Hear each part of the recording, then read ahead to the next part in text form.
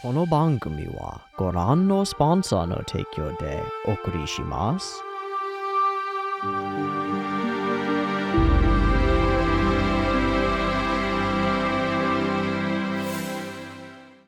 Oh, dungeon, dungeon, Meshi, oh, Meshi, Meshi, dungeons, oh, dungeon, Meshi, Meshi, oh, Meshi, dungeon, dungeons, oh, dungeon, dungeon, Meshi, oh, Meshi, dungeon, dungeons, oh, dungeon, dungeon, Meshi, oh, Meshi, Meshi, dungeons. Hi, kitty cat. Can you see the kitty cat? You cannot. That's okay. There's a kitty cat. She's right there, and maybe her tail will appear at some point. Hi, everybody. I'm Teeaboo, and I am here for Dungeon Meshi, in case you couldn't tell by me saying it over and over here at the beginning of the video. I have yet to clear the sleep from my eyes, sort of, and yet I awaken with the need to watch Dungeon Meshi. Back at home in the home base digs place thing, as I've mentioned that I was going to be, and I want to do something weird. I want to do something fun. I want to do something mushroom related. And I'm not exactly sure how it's going to go. So I will, in post, put a timestamp here so that if you want to skip whatever meandering weird mushroom stuff I end up doing right here, you can totally do that. Now let's talk about mushroom stuff. I've mentioned a couple of times, given this squad, I'm already calling them a squad, this little squad of mushrooms, that I would really love to, imagine them as something else.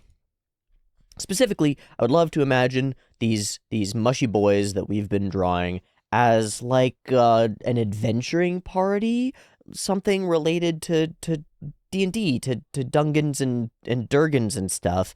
And to start with, they already have some character to them. When I look at them, I can already read them as having character to them. It's something about the way that Ryoko drew them in the first place. They're bright and colorful and kind of character filled. But it's also maybe the familiarity with them and the human ability to impose faces and beliefs about a thing onto something that's honestly not very friend-shaped, and just put a little face on it and suddenly it's friend-shaped. Something about the mushrooms makes me feel like they're people, and I want to explore that idea. I want to play with that space. I simultaneously returned home to a... Okay, I gotta show you this. Hold on. This cat wants nothing more. I'm obviously not sponsored or anything. I just have a box of crackers. They're open. This cat wants nothing more than to get inside this box of crackers and eat them. She's so bread obsessed. It's so crazy. I might have to kick her out until her food goes off and she has enough food, because she's gonna act fucking crazy. All right, kitty, come on. I love you. I love you. You're a good kitty. You're a good kitty. Yeah, get the fuck out of my workspace, little baby. I love you. I love you. I love you, good kitty. All right, sometimes you just gotta hug a good cat. I returned home to a group of people who were basically like, so when are you running D&D, my guy? It's so funny to be like, it's a weird way to put it, but to be wanted, to have a group of people being like, we need you, man, you're the one, the chosen one. Guys, just pick up the book and play it yourself.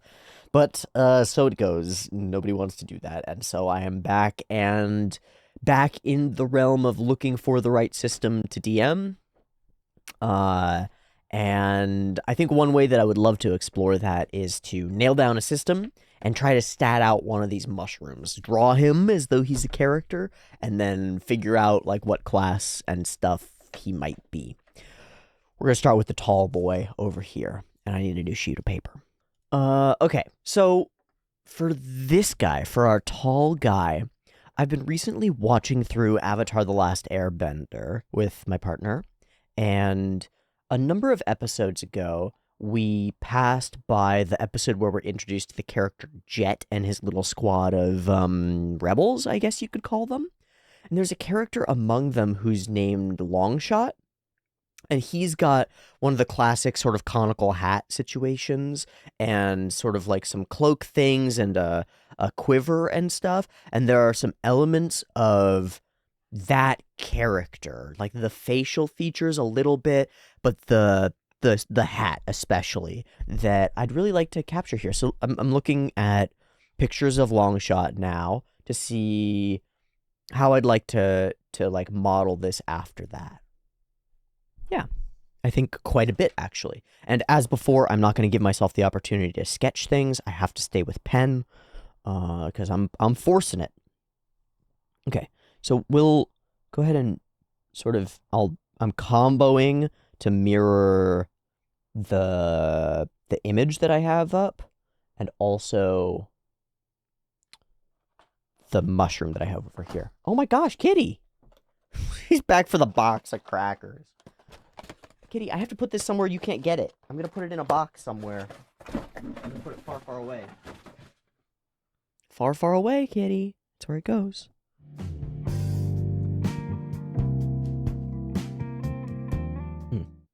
Maybe his hat isn't like a perfect conical hat, but is instead like a little flat on the top and then it comes down like this. Face is sort of strange shaped, and I am gonna take a lot of inspiration from the facial features here because they match what I want, but I want the face down a little bit more.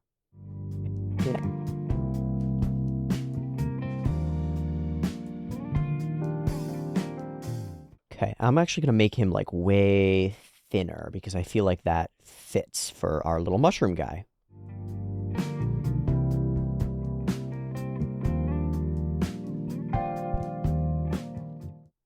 Ooh, it's up too high on his head. Oh, he's just got a big fucking head is what's going on here. Oh, also his head doesn't actually go out that way, that far. It's his ears.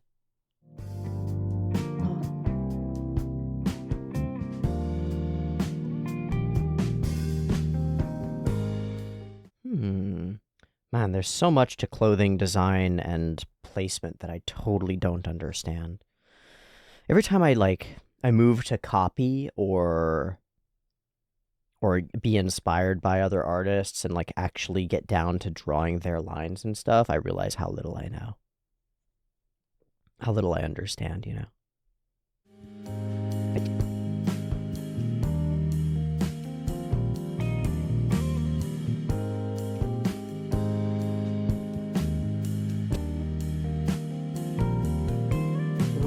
Elbow, boom, shoulder, boom, other shoulder, arm, elbow, hand, shoulder, shoulder. And then he's pulling left-handed, so this hip is back, this hip is forward, this stance, which means this goes here.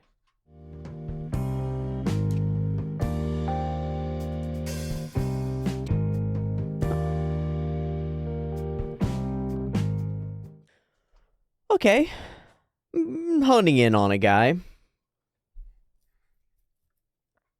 I do think maybe there's a realm where instead of an archer, we're dealing with like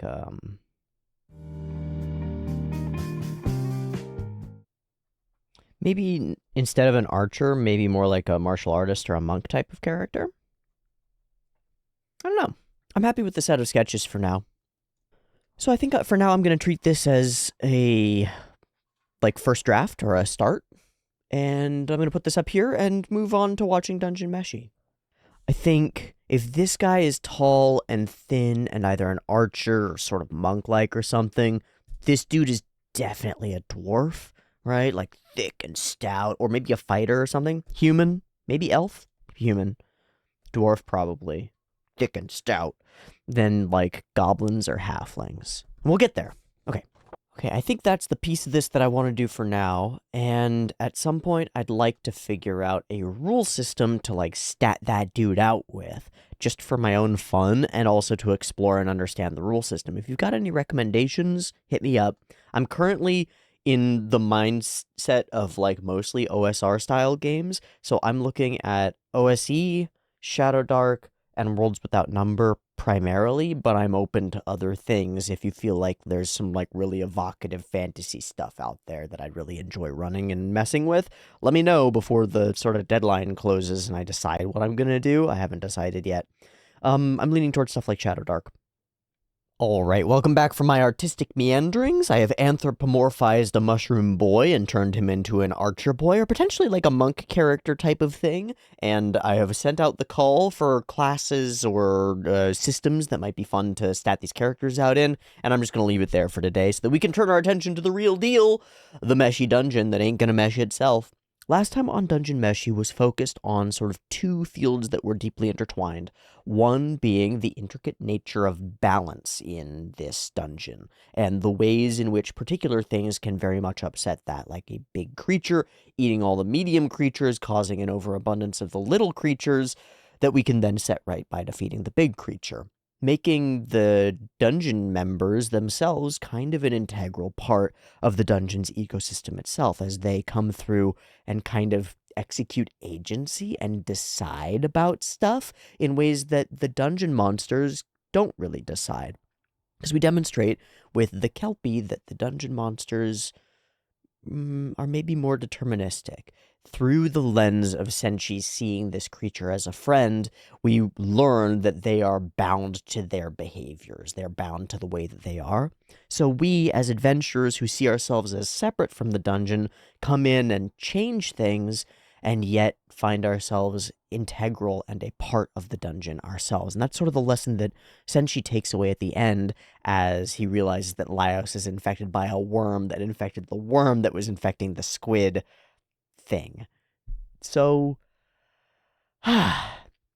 we've painted like a broad picture that's kind of hard to take in all at once of interconnection and an inability to separate yourself from the space that makes it very hard from my perspective to like observe it objectively. Does that make sense?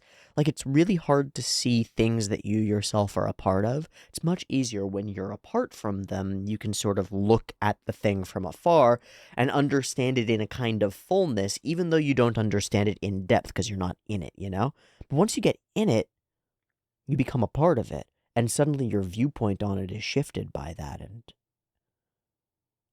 you enter into a very strange space where there's a give and take and a push and pull, and not just the take of an observer watching and taking the ideas and information from themselves and giving nothing back. When you enter the dungeon, you become a part of it. In a weird way, you almost have chosen to sacrifice something of yourself to the dungeon, at the very least to sacrifice your willingness to go in. There's something to that. There's something to that becoming a part of and infusing with greater strength, and then the inability to see it quite as clearly as you understand it more fully and become more a part of it. It's really interesting, and I think is a mirror to some elements of reality. Like, it's hard to understand reality, and the more directly involved in all of it you are, the sort of less conscious you can be about all of that. It's strange. I don't really understand. I don't really necessarily understand what I'm saying. I'm just letting the words flow. And the words that have flown around this space of Senshi feeling so connected and then being betrayed by the creature that he feels connected to, only to realize that it is connection on a much grander scale, like, and also a much smaller scale. It was really cool. It was fun. I like the freaking squid fight. It was super neat looking. And I like the cooking and the food and the connection and the feeling that there's more going on here. The sort of spiritual vibe that this place matters, that what we do within it matters. And inside the dungeon, that appears to be really potentially true because of just how interconnected everything is. So, with all of that said about last episode, I would like to turn our attention to the next beautiful episode of Dungeon Meshi. I don't know that it'll be beautiful, I'm just assuming. Sorry to assume, Dungeon Meshi. You can be whatever you want. If you want to be really ugly and dark this episode, have at it. That'll freak me the fuck out. Another episode of Dungeon Meshi awaits, and I'm ready to clamber into the darkness and see what's down there and whether we can motherfucking eat it. Let's go. I've got Dungeon Meshi episode 8 up and ready to go. There will be 2 versions, picture-in-picture in the description, timer on YouTube with a beep beep timer to count you down, and early access on the Patreon per usual. Let's watch these weirdos get further in. get further in over their heads. I wonder if we're still in the water level. I'm thinking that we probably are. Let's find out. Beep beep timer.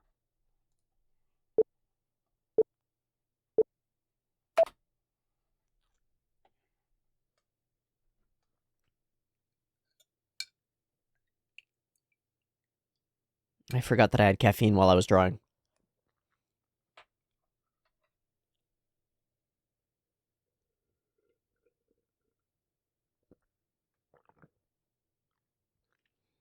Doggy! We still haven't met him.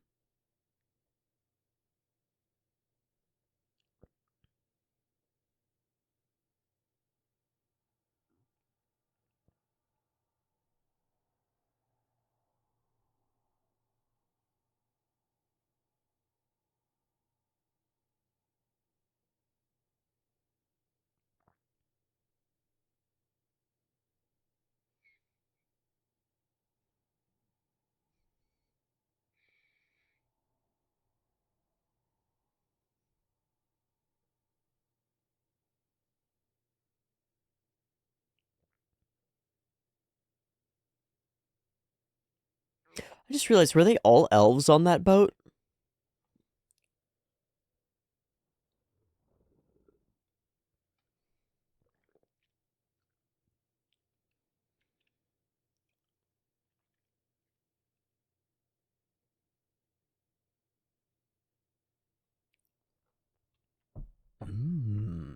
The candle of doom!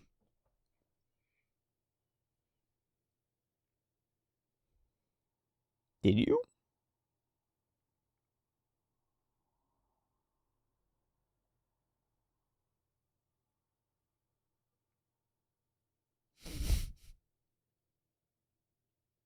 Are we doing a spooky thing? Oh.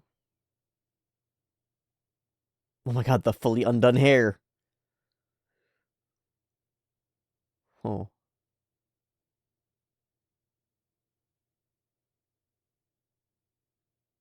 By who?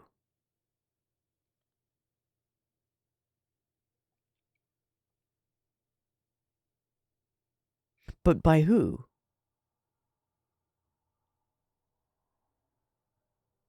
Okay, that makes sense. Just talking about game design. Game design. Okay. But who designs the dungeons?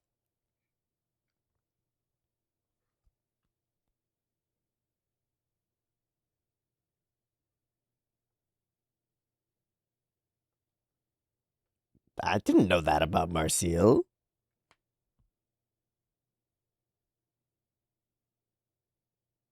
Also, is any of this true, or is this just inside her head?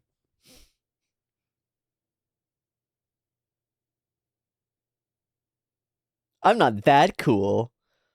I'm just a wicker basket.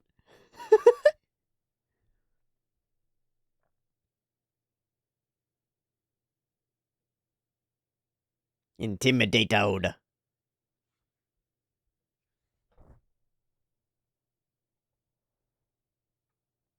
I wonder what kind of creature she is.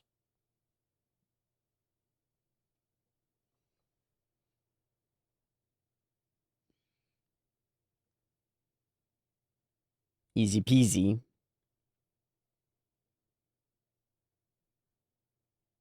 Blink. Whee!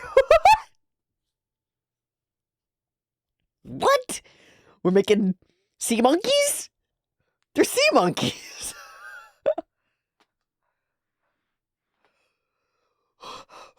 What?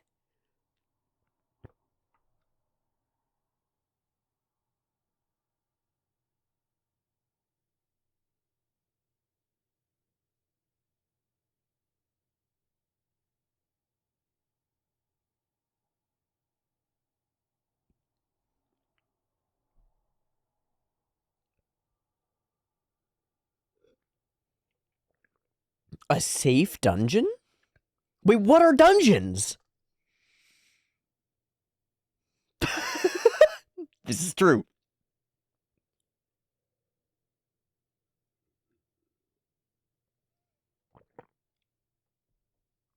Suge.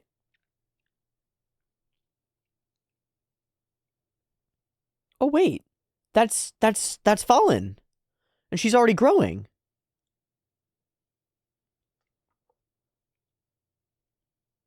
Whoa, okay.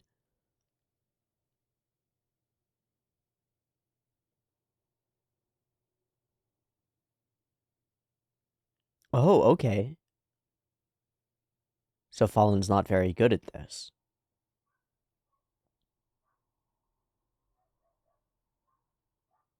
Oh, she's the outcast. Always skipping class and covered in mud? I wonder what she's out there doing. She's out there doing something important.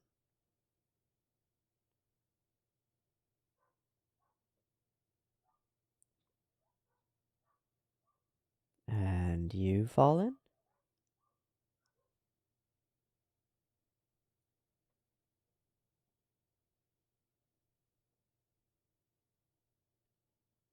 And you, Fallen? Insane life. She got the magic in her.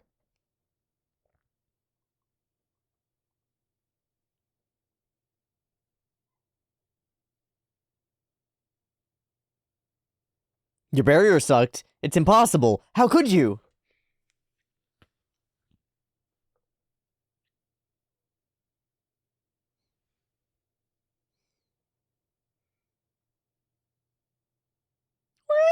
We are friends now.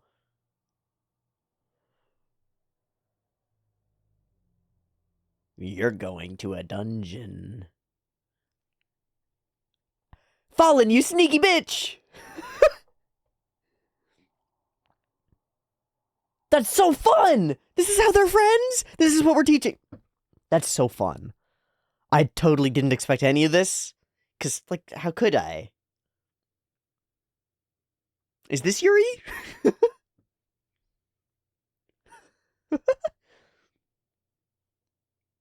I think this might be Yuri. I'll allow it. What a freaking cutie.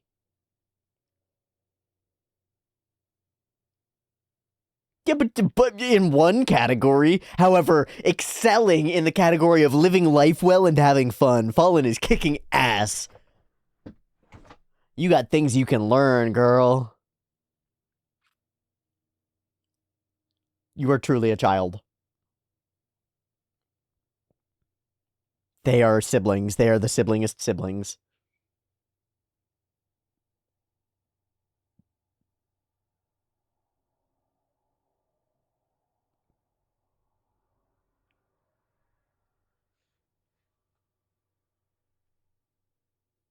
Okay, what are dungeons? Because we have totally changed the nature of what that means. Dungeons are designed? Like modern people design dungeons? What? Like we know that the big dungeon is like created by the mage or something from forever, crazy, whatever. But what the fuck?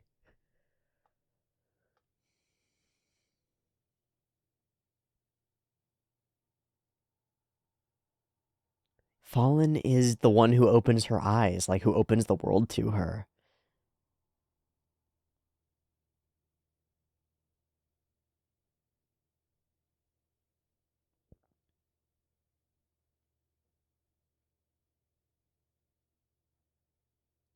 It's the difference between reading it in a book and seeing it in reality, feeling it.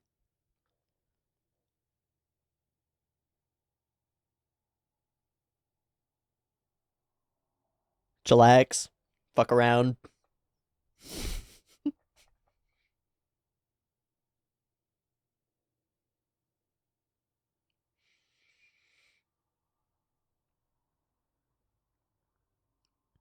Mm-hmm.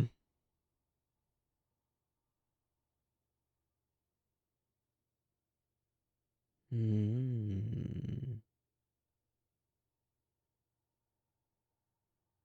Oh shit.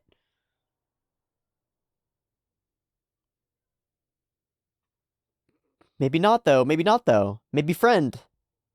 A different viewpoint. We should burn all monsters.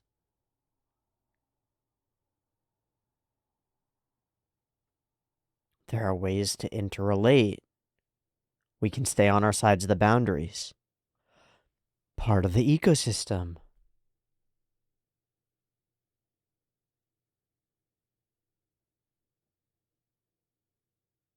God, this is a hell of a track for that kind of a reveal. You gonna give her bad poop? Oh, no, berries. Okay. Feed the slime, feed the slime, feed the slime.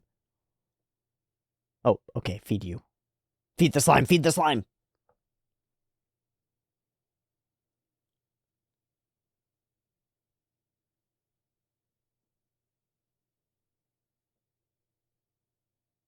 That's the curiosity. There you go. She's asking questions now. She doesn't know.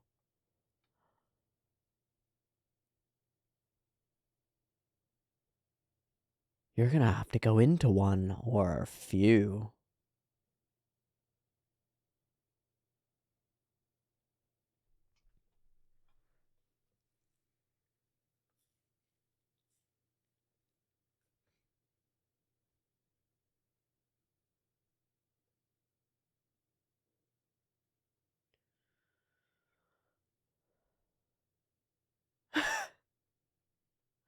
Oh my god, ain't that the best? The friendshipiest of friendships. You don't need names. We're just doing things. We're just existing.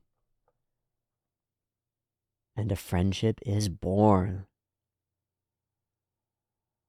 Weird mud-covered girl. Yeah. Yeah, chill check. It seemed a little built up.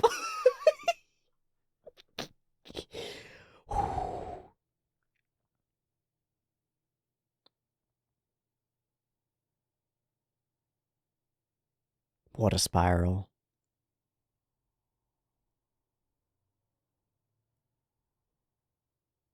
And also a genius. Yeah, no shot.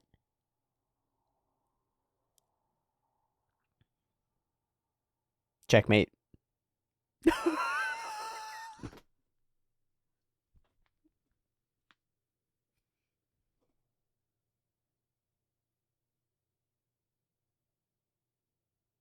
And you were the change. Fuck.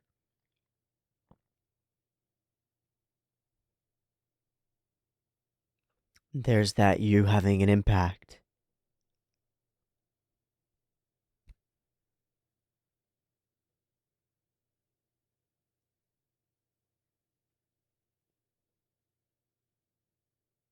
Huh.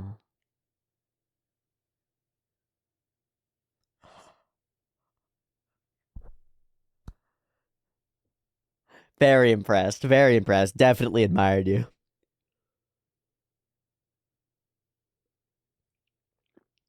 That's really cool. I wonder if that's the same staff that has just grown into the loop.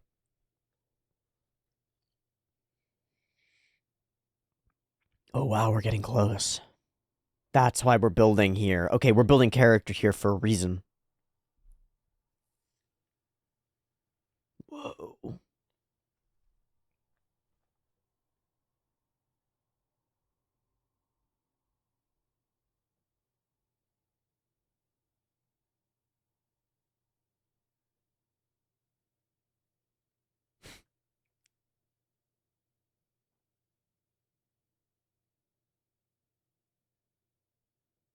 Okay. A heat. Electric.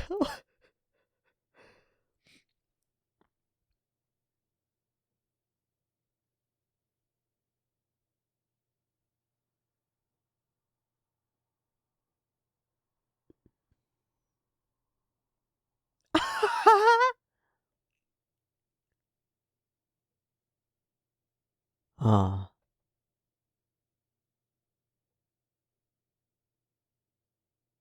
This was after?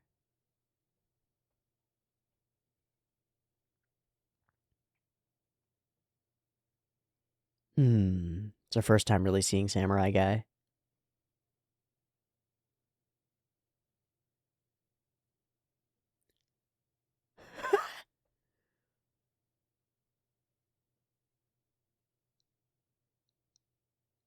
Really focused on friends. What does that mean?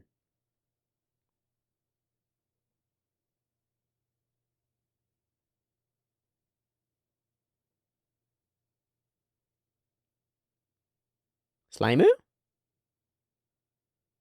expecting something.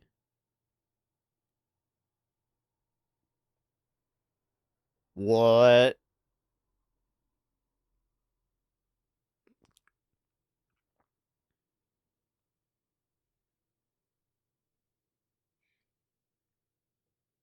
I don't know what that is.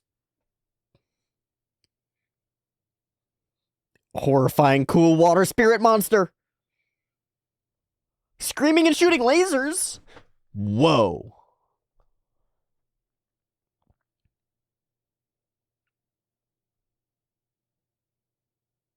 Those two looked like Ikarashi, but that was super interesting looking. Oh, shit!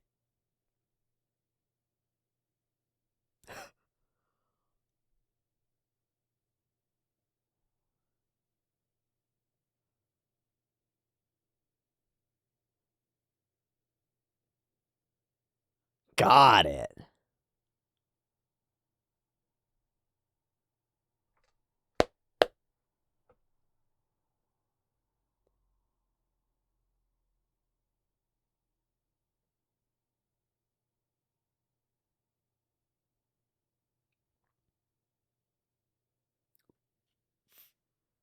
Fuck, did it get her?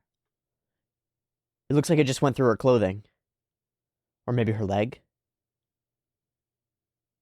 They can't jump in and help. Got her leg, okay. Wow, we're like in real danger. Uh-oh. We might be building to a loss of Marcille here.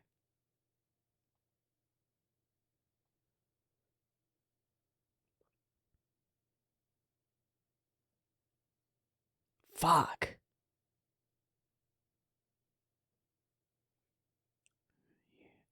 It's slow. It's slower than magic. Too slow.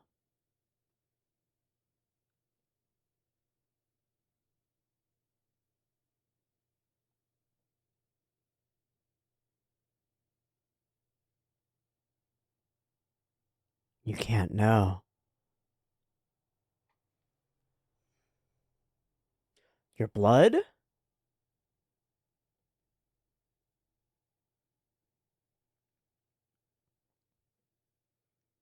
Whoa! Like fishing with an explosive. Catch, catch, catch, catch! Nice catchy!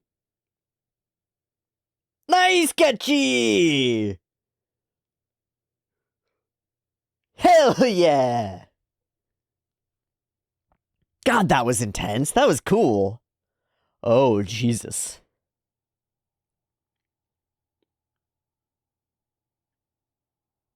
Run?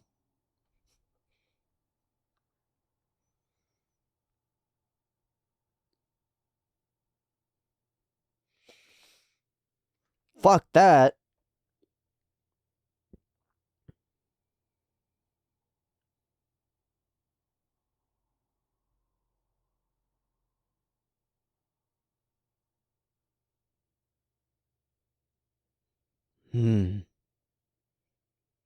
Yeah, she's the only one who can.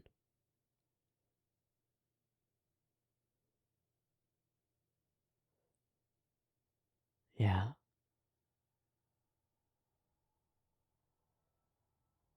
Are we stuck and unable to go backward also? Because of the water?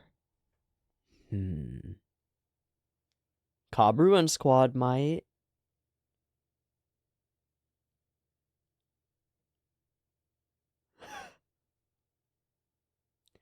They might be.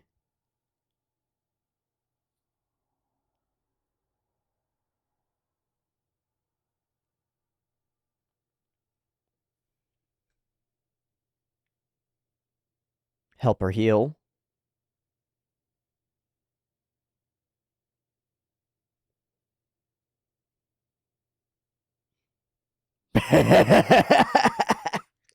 Strength recovering barbecue time.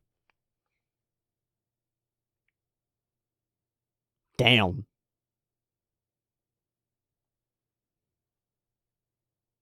All of the meats. Also, your vegetables. Yakiniku, yakiniku. Marcille. We got some magic for you.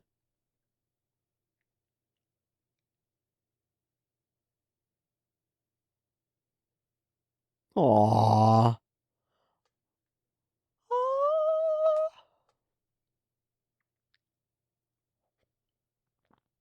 Fuck.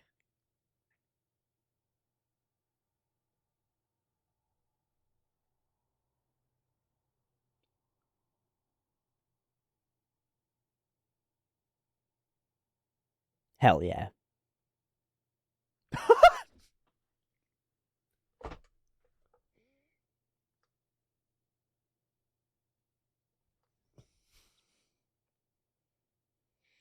Hmm. Mm.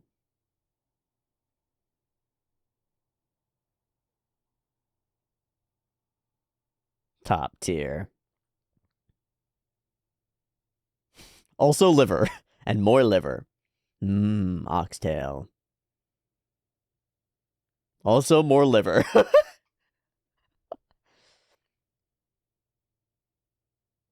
Mashiru, Mashiru. Blah. Yeah, she's fine.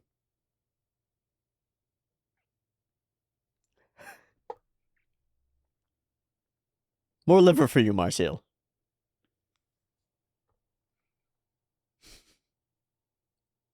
True.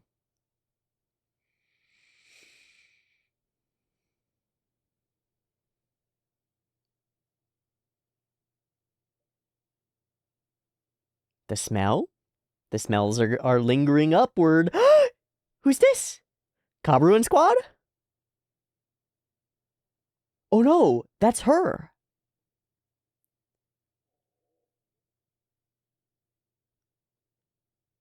I think she's a dwarf also.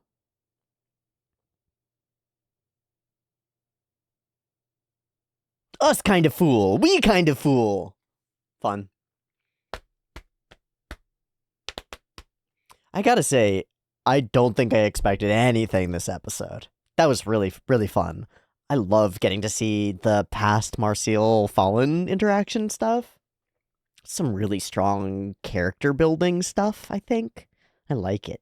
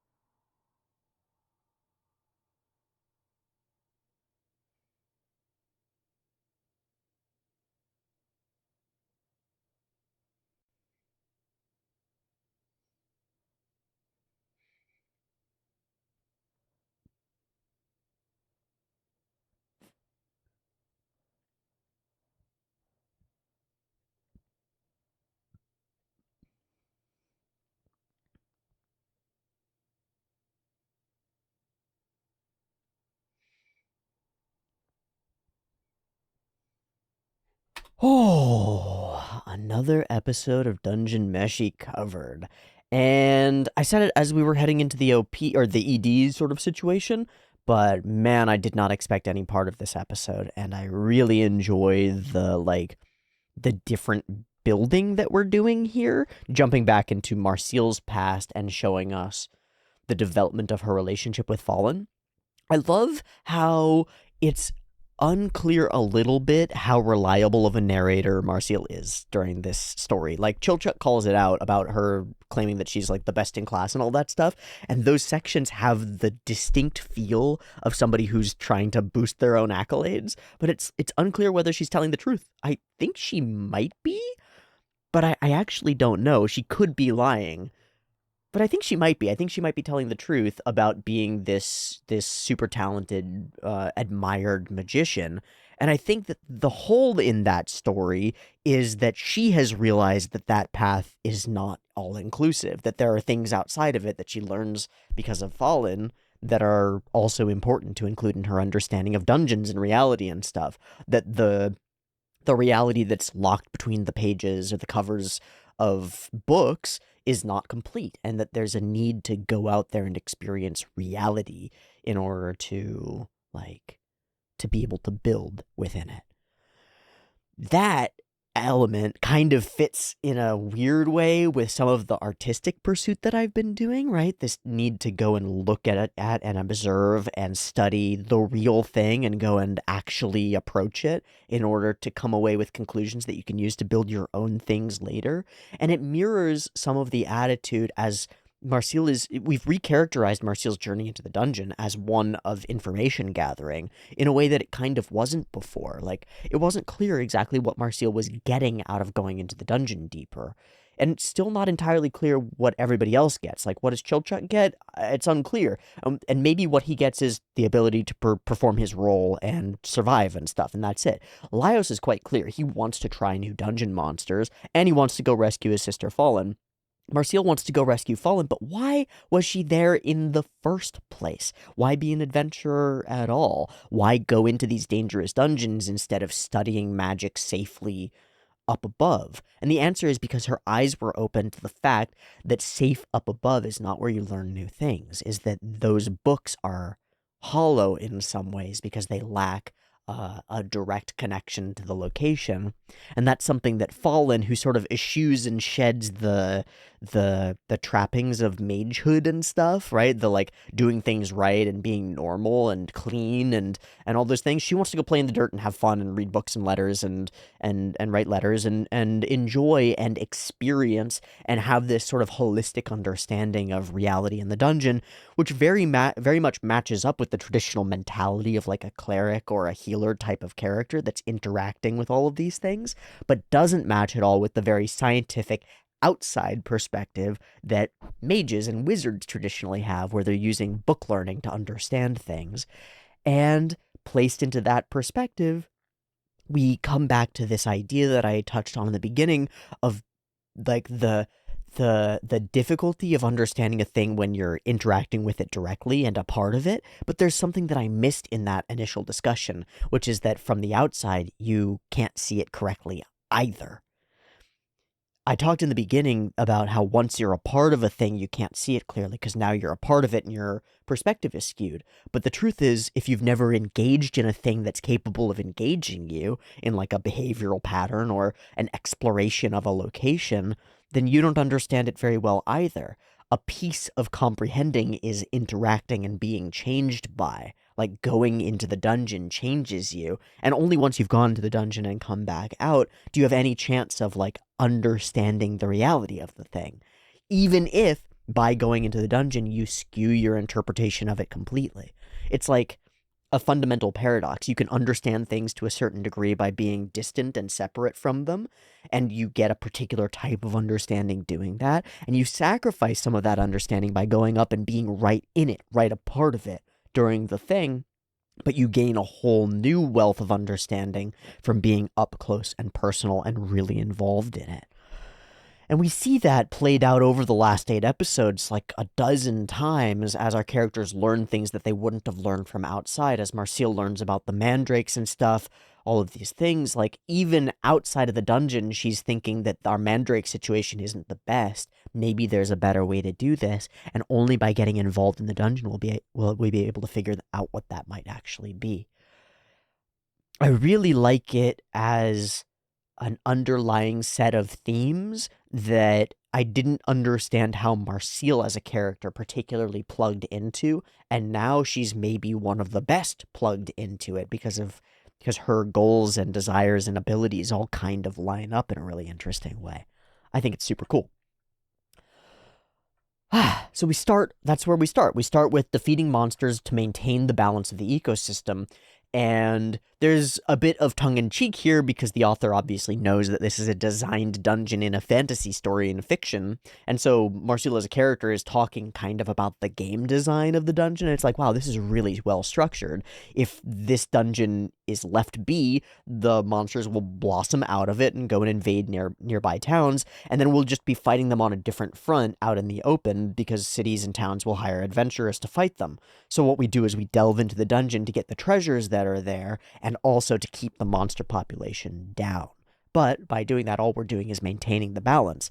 Weirdly, this dungeon has included adventurers as a part of its ecosystem. It's included this push-pull in order to find a kind of stasis. And it raises the question, wondering exactly what is this crazy mage up to? Why do that? Why make this? Why? What's the point of the dungeon if that is what's going on? And it means there's probably a bigger point, right? Like, my mind goes to grand blood sacrifice, right? Like, thousands of adventurers having died and lived, and monsters having lived and died here creates a lot of energy, and maybe that energy spirals down and fuels something, right? Maybe that fuels some grand ritual or some great machine, and that's the point of the dungeon. I don't know. In some of the dungeons that inspire stuff like this, there's no fucking point. It doesn't matter. But it feels like this is a space where our author is trying to explore these things and build out a world that's interconnected and meaningful. Whether the actions of all the characters sort of make sense within the world, and the actions of the dungeon make sense too. As an ecosystem, as a location, and maybe as a created thing for a purpose. But it's unclear to us what that purpose is. Marcille's just coming right across the edge of it and wondering at its weirdness. Dungeon design, of course. I studied in school a long time ago, but it was really tricky. Oh... me, the most impressive student that's ever studented. Yeah, it's kind of unclear whether this is real or true. I'm just so normal and cool. I wonder, because I guess I'm just not sure what all the races or species are. Is this character a dwarf or something else? Because my mind goes toward, like, troll son or, like, ogre-ish territory with the big old ears and the thick chomper teeth and the big nose. I don't know, maybe dwarf? This reminds me of nothing more than, like, ant farms or sea monkey habitats, like teaching kids to grow creatures, to help living creatures grow, and watching them grow as a little thing. I love that they scream. So cute. And the foundation of summoning magic and its structure resembles that of a dungeon that houses monsters. So dungeons are a fundamental aspect of nature in this world. They just exist. Maybe. But they have particular, like, rules to it. Dungeons have levels. Dungeons have a central spiral or something. Why? To what end? To make a fun game, right? Like, that's the real answer. Because the motivations of people writing dungeon crawling games are to make a fun game that people will buy and play. But when we abstract that and we're in the world of those characters, the question is why? And it should be the same answer. It should be to make a fun game, right? To make a fun challenge, an interesting thing. Or maybe it's something much broader than that and much more mystical. I don't know. That's really fucking cool. But as a piece of narrative, to introduce this admired but distant from everybody character to this looked down upon and distant from everybody character, and having them find commonality to some extent in their distance from everyone else. It's kind of perfect. It's kind of fucking perfect, and it feels like we're suddenly in Little Witch Academia because we're doing the academia setting thing. I like it. I like it. I like it. I like it. If I can design a safe dungeon and grow only beneficial monsters inside it, I believe I could contribute to society. Okay, so we're trying to domesticate dungeons. That's what Marcille wants to do. She wants to domesticate dungeons so that we can harvest mandrakes and magical materials and monster parts and whatever in a safe, harmonious way. And it's through meeting Fallen and coming to understand this one little location with the slime and the bats and the spirit energy and stuff, that she realizes kind of how little she knows and how much is required to make a little self-contained, safe dungeon even possible. It's like learning to garden when you've never gardened before. You know, there's this mystic land that is forests and nature, and things grow there that are useful. And if we could understand how soil and water and sunlight come together to make that tree bear fruit, we could survive. That's sort of the vibe that I get, except that she's working in this magical field instead of the literal survival field.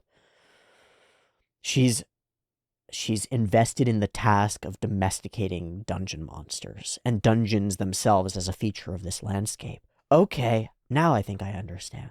That's really cool. She catches her, a little act of kindness, and immediately sees that there's no way this barrier is going to work, but of course, we come around and it not only works, but works real well. Everyone else is kind of down on her. She's weird, she's covered in mud, she skips class, she's lagging behind. She's a bit of an airhead, she's a bit silly. Spirits, spirits, spirits, whoosh! Inside a real dungeon. This is Yuri, I've decided. It's not, it's just friendship. It's fucking cool, too. It's a thing that I like in shows, is when we jump into a character's perspective and are shown by the show what it is that makes them care about another character. We get to see Fallen, and we've seen a couple of moments of her. We've seen her capacity as a healer and some of her kindness toward Laios, but we get to see her sort of childishness and wonder and willingness to be silly and fun, and it's something that can feed you. It's something that can feed you, is having somebody who's a little childish and a little bit awake to curiosity and joy and questioning the understanding of things. It really livens life. It really lightens reality. And we get to see Fallen as this very literal source of light, which we see as represented by the fact that she uses a lamppost as her staff, right? It's very, very good symbolism, I think, for Fallen, because she is a guiding light for now multiple of these characters. She's really crucial and really important. And I wonder, as we introduce those new groups of adventurers who are coming down with the maybe dwarf lady who was a member of our party, if it's Fallen whose loss has caused them to fall apart and whose memory might bring them back together. I don't know. I do wonder if this staff, having grown, has grown into the staff that Marcille currently carries. I don't know. So many cute little flowy little animation character situations here. We're just going to sort of skim over them. But they're really cute. They're, you know, like our footsteps start to match up in sync. We start to fall in, We start to fall into her way of thinking a little bit. It's dangerous. Don't worry, come with me. She offers her hand, and in doing so, she offers comfort, companionship, safety. And it's here before we've, like, made a bond of trust. Fallen is willing to do that preemptively, you know? Most people are guarded, and they wait for something clear to happen that makes it clear to us that we're aligned and we're on the same page. Marcille needs that, but Fallen is so... You know, it's written as ditzy and simplistic, but that ditzy and simplistic is the energy that cuts through doubt and cuts through to connection. I'm reminded, it's sort of strange to be reminded of this, but I think when I say it, it'll make perfect sense. I'm reminded really deeply of Nijika from Bocchi the Rock, because Bocchi the Rock is this like very self-isolating character who's uncertain about lots of things, and Nijika cuts through that with this like, hi, you're my friend now and we're gonna be in a band, what's up, we're doing it, this is what's happening. And Bocchi's like, I don't know, I'm not sure, I can't do this, and Nijika's like, we're doing it. Silly Billy, let's go, come on, away we go. Here's the world. I'm opening the door. Here it is. And I'm dragging you through it. And here we go. I'm reminded a lot of that with a much softer touch for sure. But I'm reminded of that that energy that sort of pulls people in and says, like, there's more possibility here. You're limiting yourself. I think it's the perfect type of character to center a story around. It's the type, in reality, it's the type of character that you introduce and then kill in the middle of Act 1 or at the end of Act 1, moving toward Act 2, so that your characters have like a reason to gel together and find their own roles and become the spirit, embody the spirit that she has. We've skipped over that because she dies in episode 1, and our whole story is about getting her back. She's the light of the party, and we need her back. I like it. I like it a lot. It's becoming more obvious how clever it is as we go. So in we go. There's all this focus. Focus on the footsteps. Focus on the hands. Focus on connection. Wow. It's a beautiful place. And the song that starts playing, I want to find it. I think it's when she starts expressing about the slime. She starts thinking, the slime appears. It's monstrous, and her first response is like, it's so well delivered by the voice actors, I think, because it reads as like, this is embedded into my brain so hard that it's just the snap decision that I make because it's been entrained deep into me, right? It's like, all orcs are enemies, kill them all. Just like, all monsters should be burned, ready. It's like A equals B, we kill those are bad. It's exactly what would happen if like wasps started flying at you. You're like, fuck this, kill the wasps. They're bad. The attitude that people have toward monsters is totally different from the attitude that Fallen has developed toward monsters. And she's only been able to develop that by being in it, and right up next to them, to a point where she can see the invisible connections and threads that bind all these things together, that demonstrate that the slimes eat the poop and make it into material that feed the thing, and it all spirals together. And if you insert yourself into that location and cut something off and destroy some piece, it all tumbles down in unpredictable ways. The response that you have to it is one that's built in fear, but that fear comes from a lack of understanding that the slime has boundaries, it has limits. And so as long as we respect its boundaries, it'll kind of respect ours, and we can find a way to exist in that sort of a pattern. Like the wolf in the forest isn't evil, it's actually a necessary part of the ecosystem. And if you find ways to not be eaten by wolves and not have your crops eaten by wolves, their existence really helps everything else. So if you just jump into Yosemite and start killing wolves, shit's gonna go bad. Like, really bad. That's potent stuff. Without them, the dungeon will wither away. And this is where we get that track.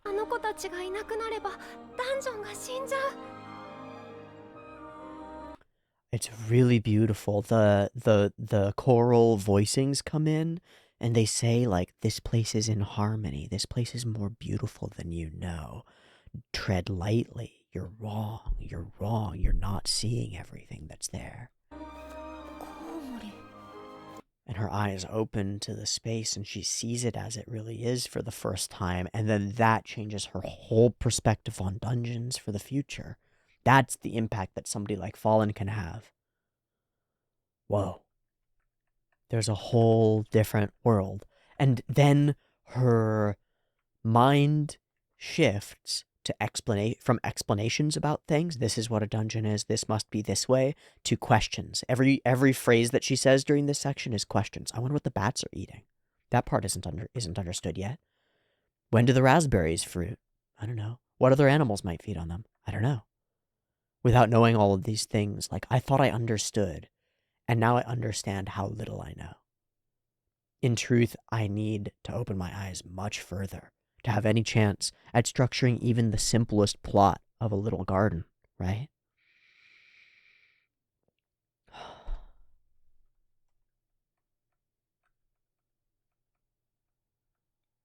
So this attitude that we now attribute to Marcille of delving into the dungeon as a designer, as a budding designer, as somebody who doesn't have the ability yet, right? But who has aimed themselves in a direction which is like, I'd like to create a better one of these. And to do that, I need to understand this one.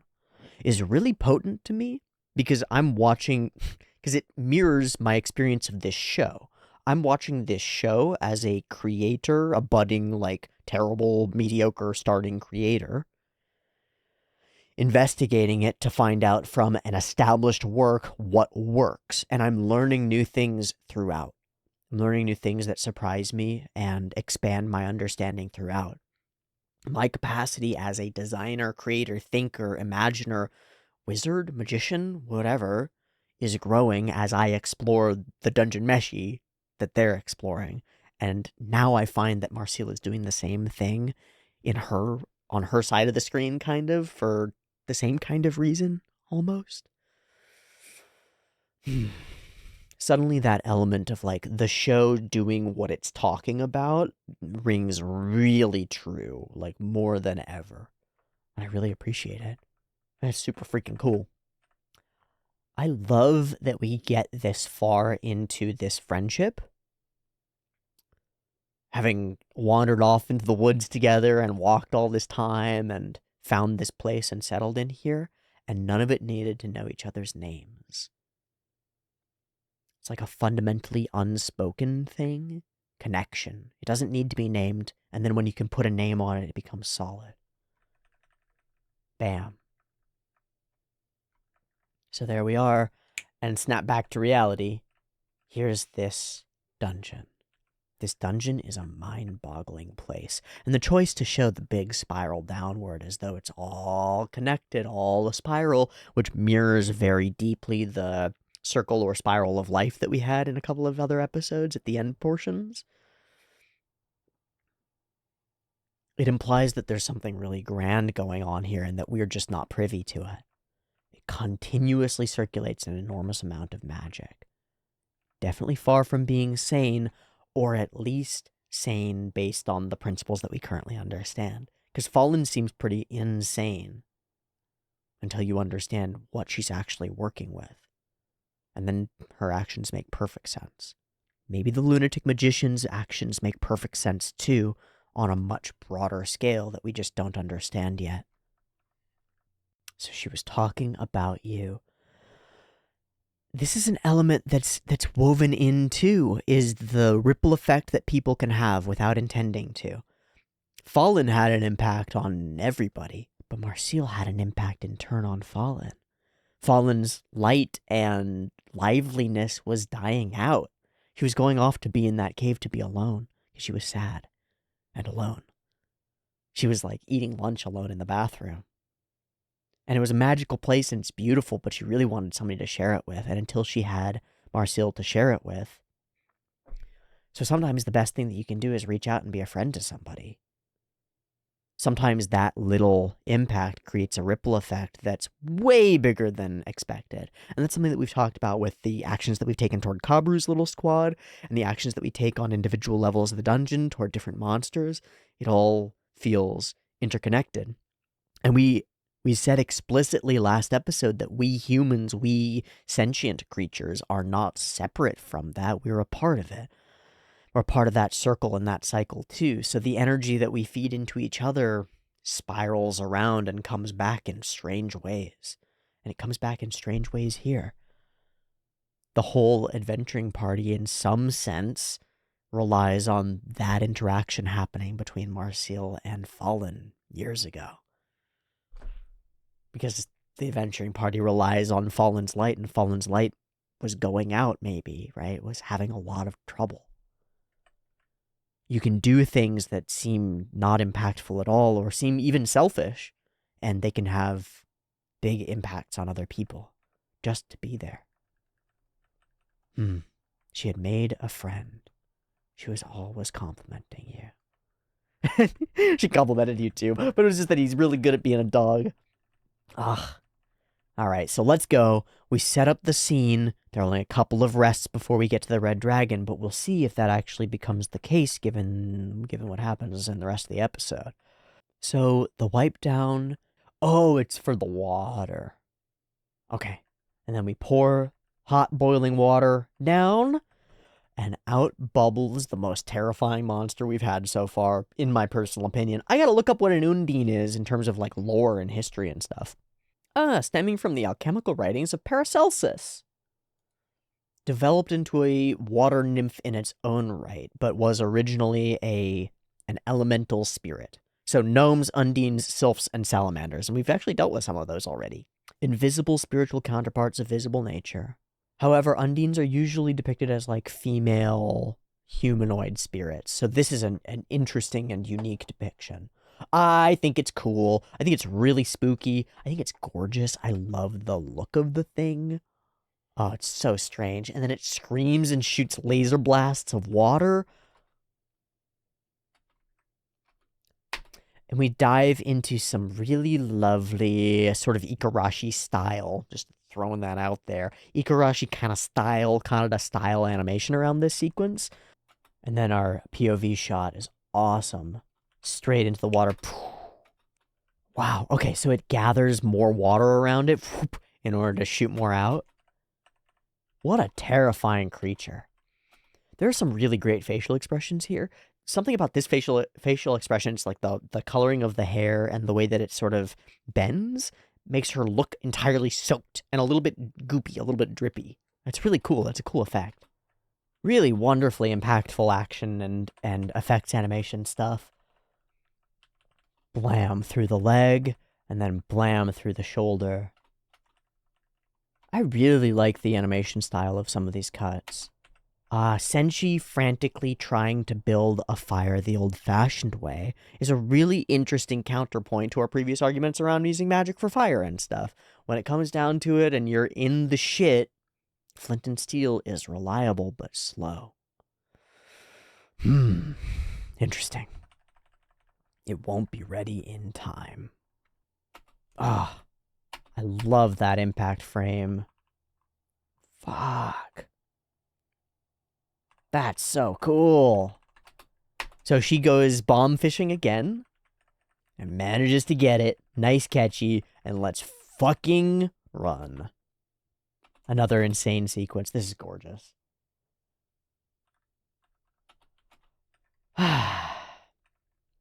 So we'll have ourselves a yummy barbecue and feed you lots of yummy parts.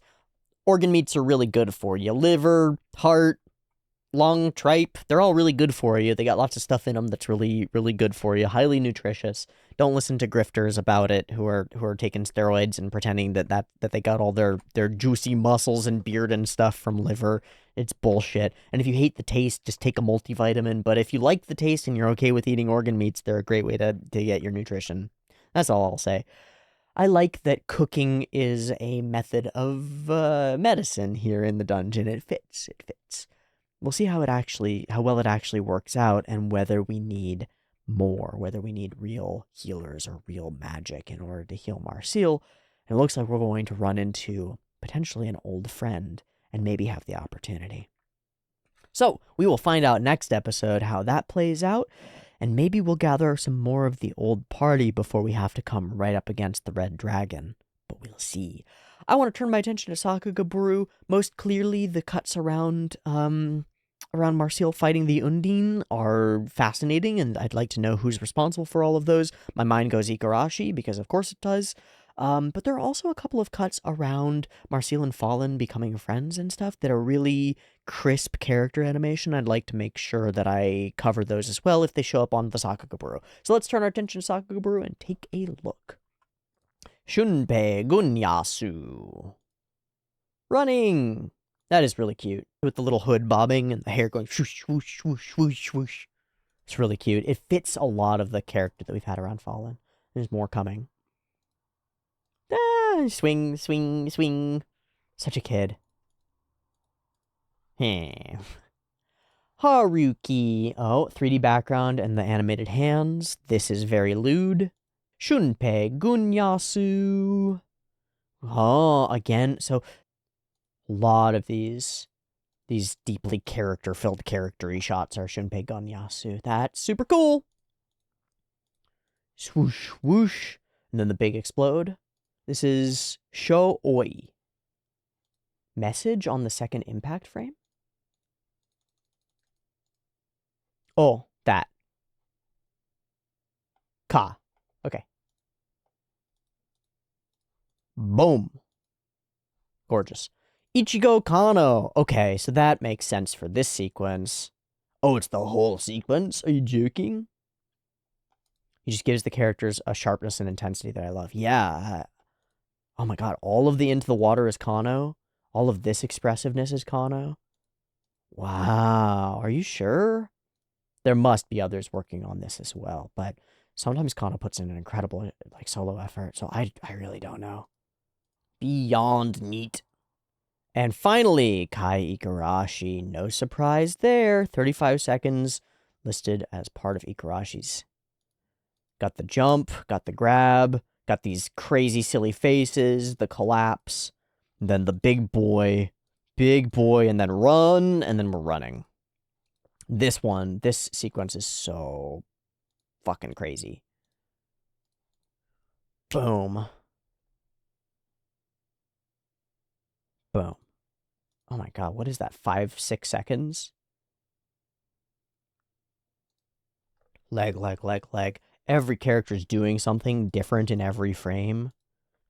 Covering head, hands forward, jumping up in the air.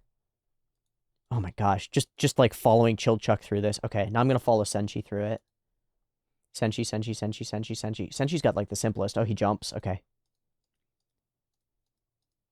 And then our centerpiece of Laios with Marcille on back. So many expressions, and then the legs going. Oh man, really masterful animation. We're continuously creating the space as these beams like shoot through and then pull back behind us. Shoop, shoop, shoop.